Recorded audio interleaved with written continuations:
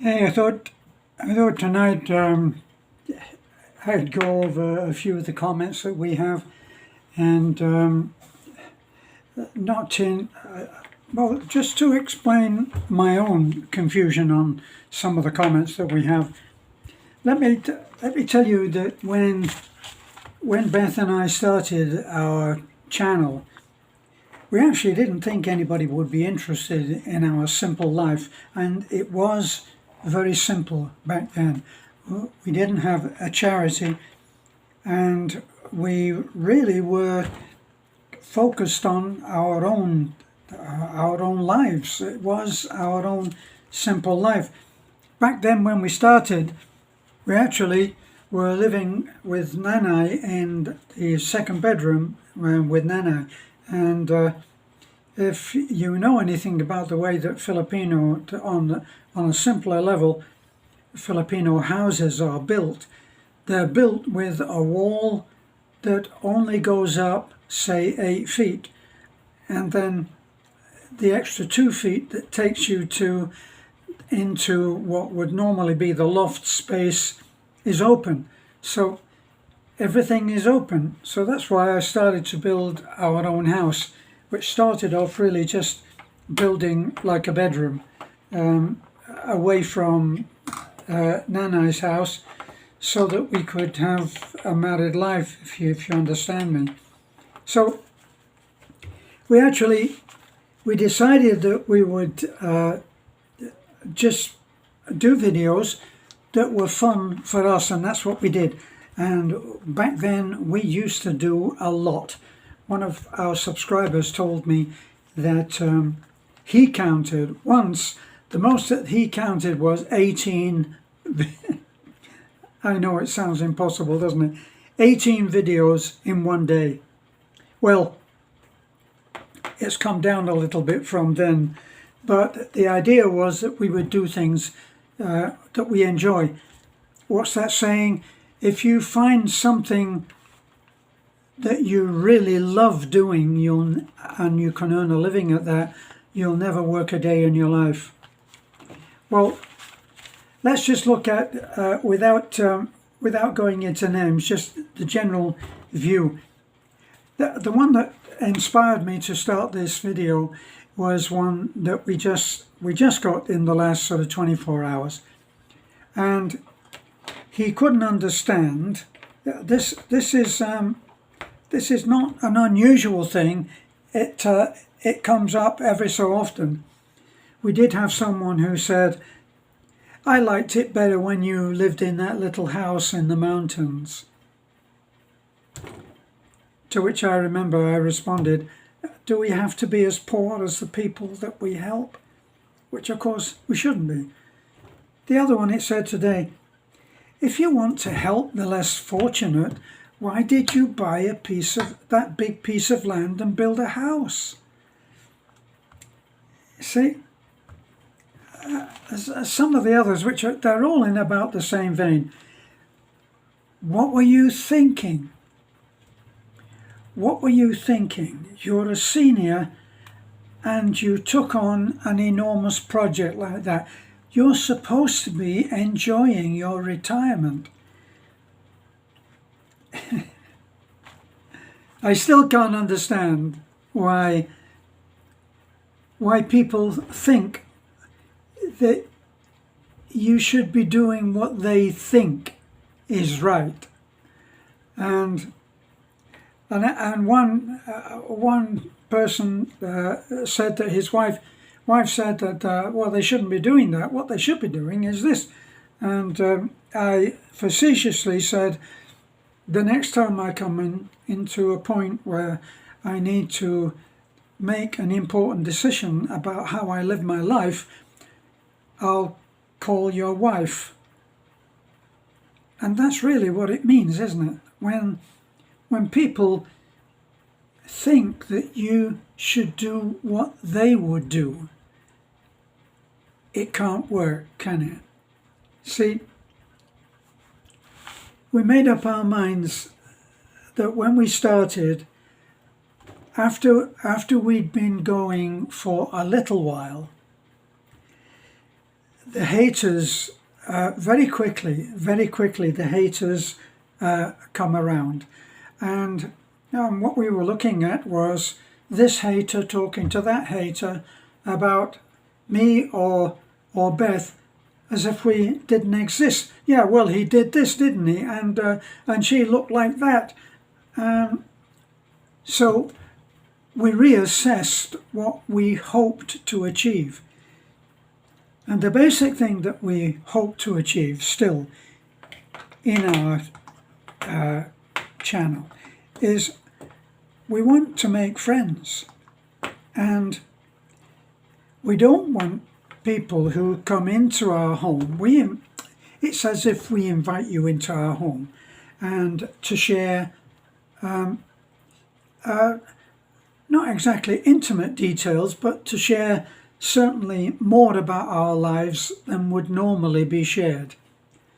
You know that a lot of the people who do the motivational, how to be successful kind of talks, they say keep your plans to yourself, because then you won't find that people are in your business. And I've had comments that say if you go public with your life and blog about everything in your private life, you've got to expect that people are going to make a comment on it. And of course, we welcome comments, but what we don't welcome is the idea that you've invited someone to come into your home. You say, yes, come in. Would you like coffee? Have a seat. And they start to criticize the wallpaper. It wouldn't happen, would it? So it's a two-sided coin, a double-edged sword. You choose, I think you should choose your channels on the same basis as you would choose a friend. And when you go and you look at the comments on any given channel, and you look at the kind of comment, excuse me, I have still got a sore throat. You look at the kind of comment that is being made, and those comments will still resonate in your mind when you leave the channel. Now, here's what I think should be the decider.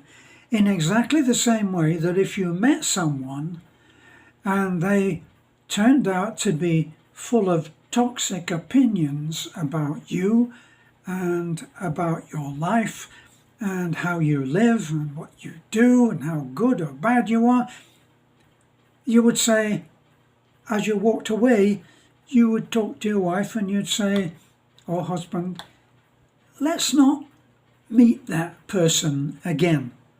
And I've had to fire people like that who have come into my life, and what I found is that I'm having these paranoid, what a friend of mine, my friend Mary, called them paranoid fantasies, where you imagine that the conversation is still going and you're still fighting and defending your position or your thoughts, or in a regurgitated toxic conversation of the kind that you have with that person.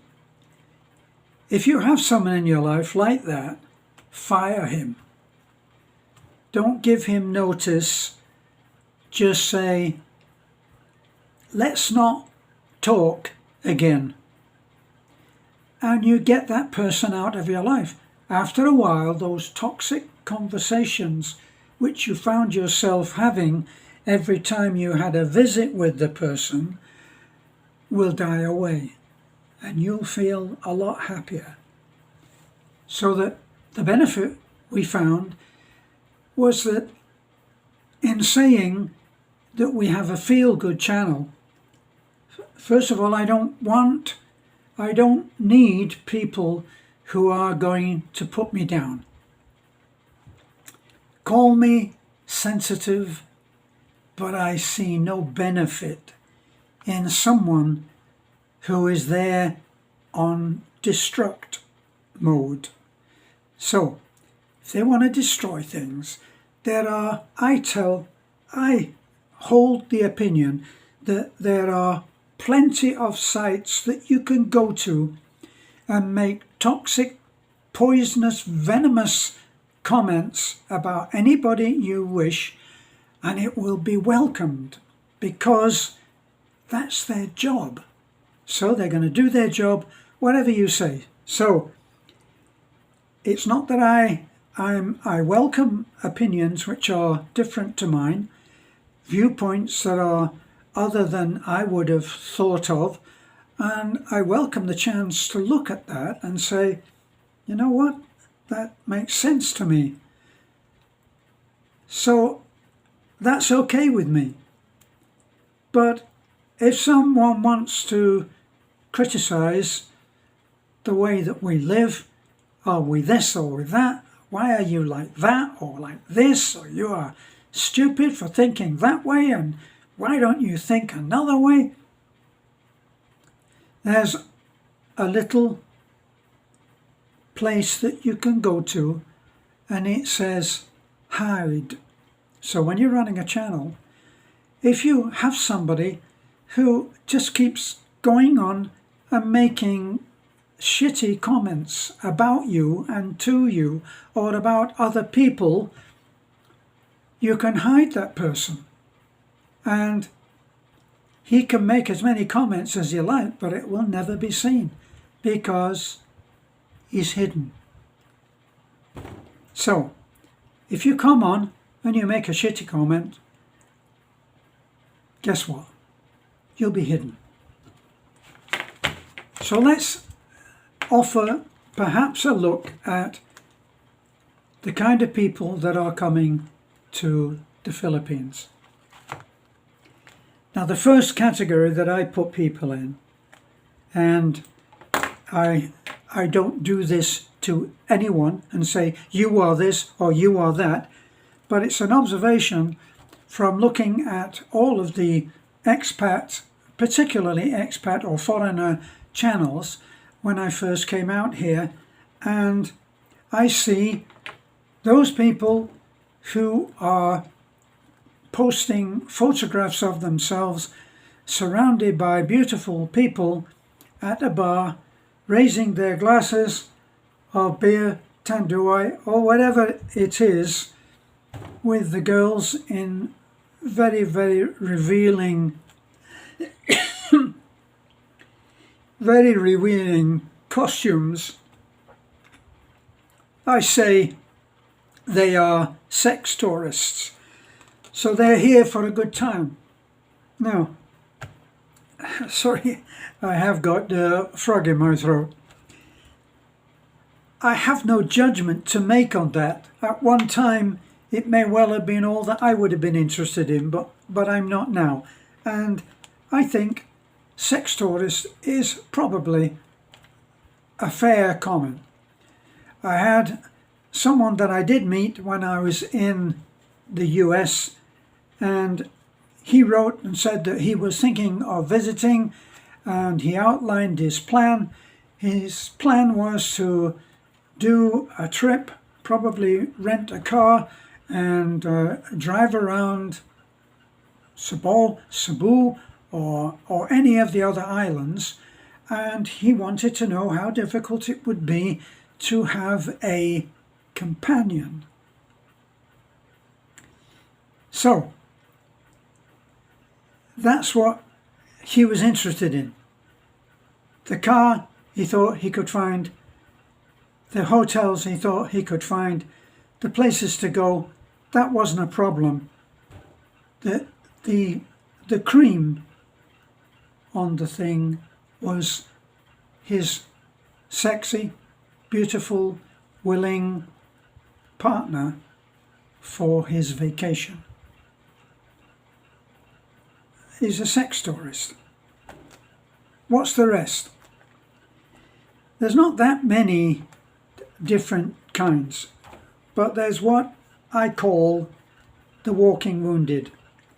And these are the people that cannot. I had a comment from someone and he said, I've been here and I've been there and I've been there and this island and that island, and I even saw a rat that was running about, and the pollution and the dirt and all of that.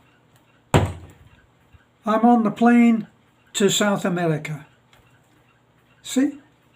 So it's not everybody's ideal paradise. It's not. You may come here. This is why I say you should come first. You should research where you think you would like to live. Some people have a passion for living at the beach and think that that would be their paradise, and it will. So you have to find a place that you would be happy to live, and then go to that place. Keep your mouth shut and your ears and eyes open, as I've said before, and look at how life unfolds in that area that you want to be.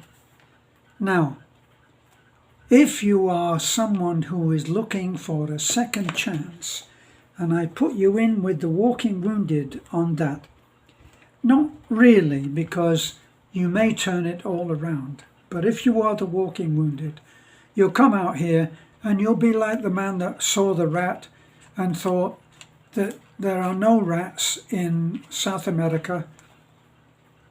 Yes, I'll wait to hear from him on that. So he's on his way to South America. Have a good trip, sir, and be happy there. I truly wish you well. So, if you're the Walking Wounded, it's never going to work. You will come here and you'll think that you're running away from all that made you unhappy. And while it does work for some people, it certainly worked for me. I wasn't happy where I was. I wanted a different kind of adventure. I didn't think I was so old that I should sit in a rocking chair and decay. So I came here, and I was fortunate it worked. So, if you're the Walking Wounded truly, and you're bleeding as you go, you probably will have to go home. Good luck. Now, you might be part of what I think of as seekers, a seeker of a second chance, of another chance. I see the seekers who have succeeded in finding what they were seeking. When I go to Tagbilaran, I will see a man in his 60s pushing a trolley. I call a trolley a pram, a stroller, with a baby in it. And he usually has a lovely lady with him, and he looks happy. And I think, I congratulate you that you found another life. And usually that's at great cost, because very often when any man my age or less in the retirement mode, 65, and they come here and they find a young woman who may be 10, 15, 20, 30 years younger than her, in my case even more. And they will have an agreement with that person. Now, if you're jaded in your look, you'll think that it's all about money. In my opinion, it cannot all be about money. It's not all about money, because if it's all about money, you'll just get ripped off. And then it will be all about money, because you will have put something in your wife's name, and if it's all about money, she will bide her time and she will take off, or you will be walking down the road with the clothes that you stand up in, because you can't own a land here. This is why there is the insurance policy that's taken out. The unofficial insurance policy is that if there is not enough trust, You will buy the land, it will be in your wife's name, and you will take a 25 or 30-year lease on that land, and you'll build a house which will belong to you. And then, if your worst fear should be realized, then you will still be able to live in that house for 25 or 30 years, if you are so fortunate as to live that long. Now, that handles the seekers. They come, they're looking for another chance at life, they're hoping that there is still happiness, they're willing to say goodbye in spite, because of all of the disapproval that they get from their children. And they say, well, at the end of the night, when I close my eyes to sleep, I'm the only one that's in there, and nobody's crying my tears for me, so I'm going to go and try again. Good on you. Now, there are those, I feel, and I know some of those people, who find themselves in search of a mission. You know, the great writer Richard Bach, I'm thinking about trombones again, and that's Vincent Bach. Richard Bach wrote a book called Jonathan Livingston Seagull, which was a marvelous spiritual book, depending if you were spiritually minded.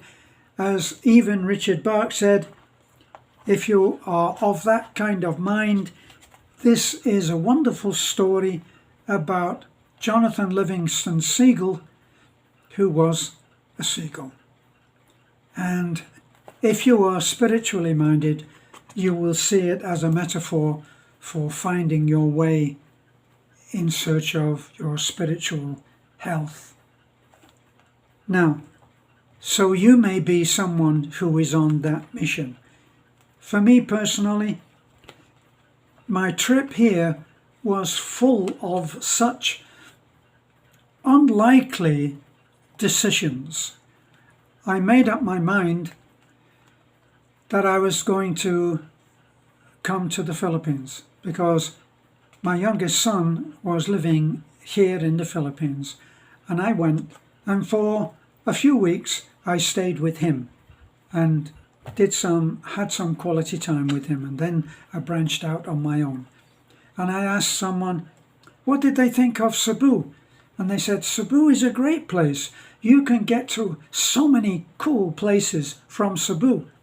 I thought, that sounds like me. And I came and I met Beth and we got married, and here I am. But when we first came, we had arrived, I said, maybe that is our mission, because at my age then, I was 74, and I felt that life was about more than what I'd been doing.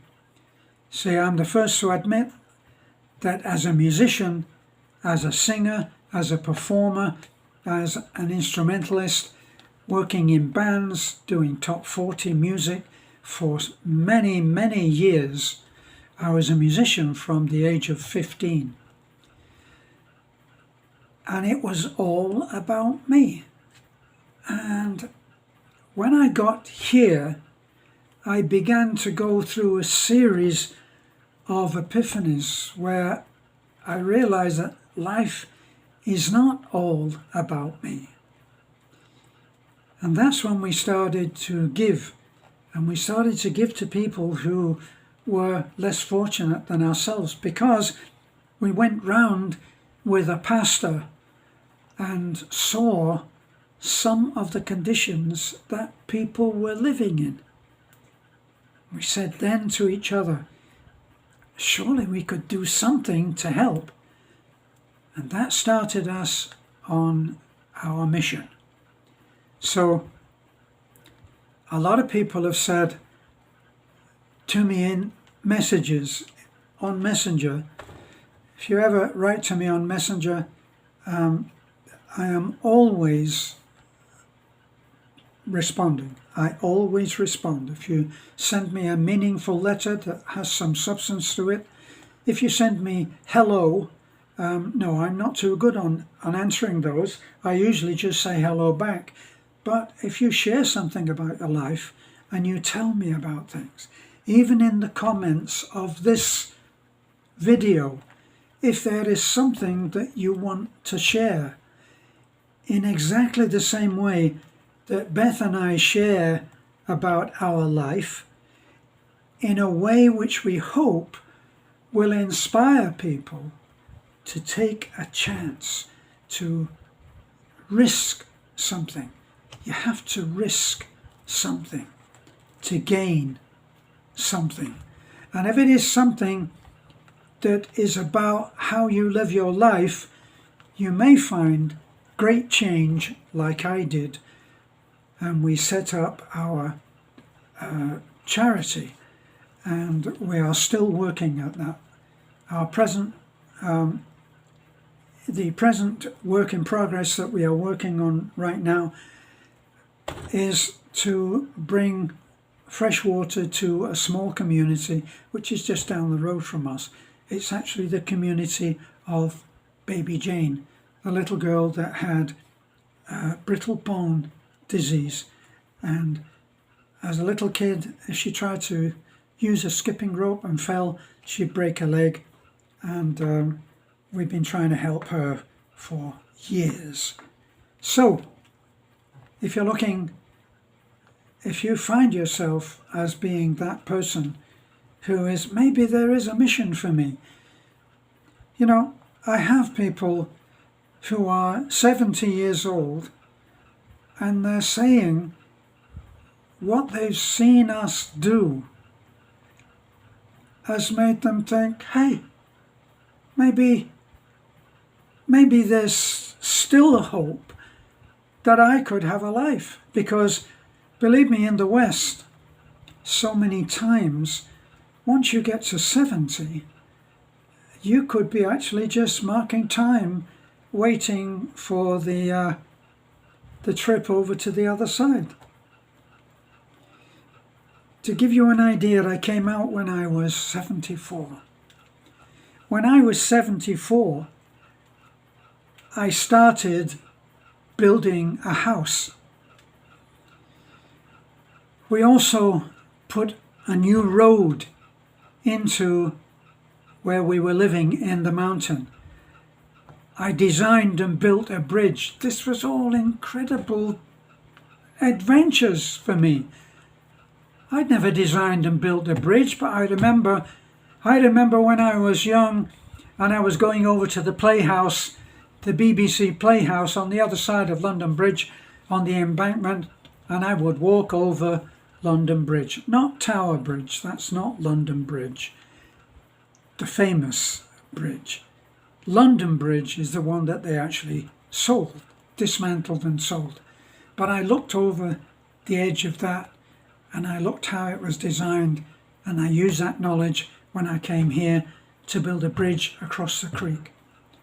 And life was an incredible adventure. We lived very basically. Often we didn't have money. We had rice and noodles. We lived a very simple life. No complaints from me.